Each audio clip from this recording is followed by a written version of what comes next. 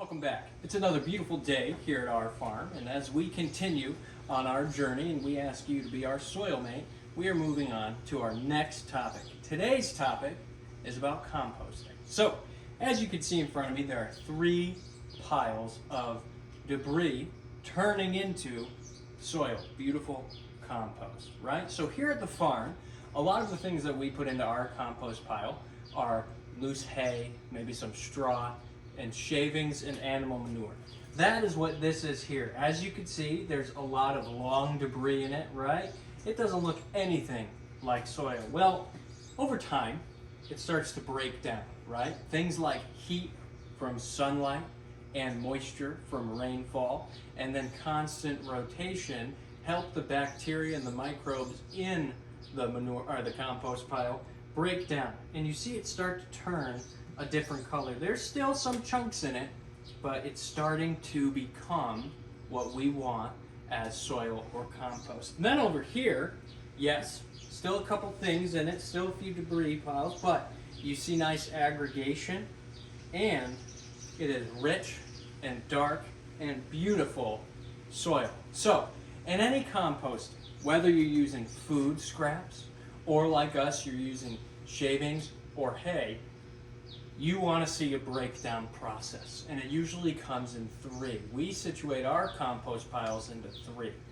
New stuff in the middle of decomposition, and then what's ready to be used in pots for plants, or even what we can spread onto the fields. That's rich, awesome compost. So in your own backyard, in your own life, what we want you to try to do is take things like food scraps and debris from wood chips, shavings, anything. You could use cardboard, paper, that'll all decompose.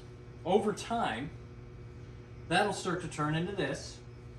More debris in here, but you start to see life, and you start to see it heat up and get more moisture and become this perfect, awesome, amazing compost that you can use for your plants. So now, when you go to start a compost pile, like I said, what we do is we break them into 3 separate piles. That's way easier because then you're not trying to pick through what you can use while there's new stuff in there. So you want to be able to have enough space to maintain 3 or even 4 piles.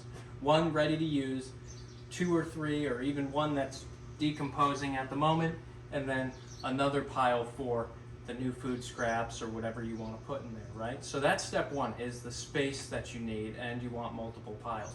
Now, the second part of this is giving it access to sunlight and rain, which will help with that decomposing process. And the most important part of the decomposition process is that you turn it regularly, right?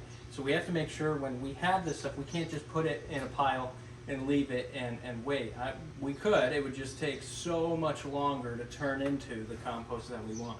So we need to consistently work it and turn it, because kind of like the opposite of a roast, if you were to stick a thermometer in the compost, the center of the pile is going to be the warmest.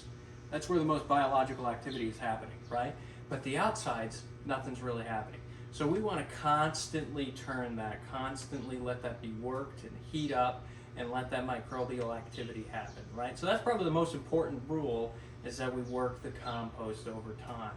And eventually, when we're ready for you to know how to use your compost, you want dark, black soil that has aggregation and very few debris, right? So if you're putting wood in your compost pile, you can see a few pieces of wood, a few twigs or whatever, that's totally fine. Or maybe even a piece of a banana peel, that's okay. But we want at least 90% of it to be broken down into nice, rich soil. That's how you know that it is ready. So this week, we talked about composting and how you can compost at home. It helps cut down on food waste. It helps you make your own awesome soil from the things that you have in your own environment, right? It's energy efficient, it's environmentally friendly. Now, this was the last part, the last thing that we can really do by hand, by ourselves. Because next week, what we are going to talk about are some fun facts about soil, things that'll blow your mind, things that you can share with friends, and things that hopefully will show all of you that the soil really is living and it can truly save us. So thank you for being our soil mate, and we hope to see you next week.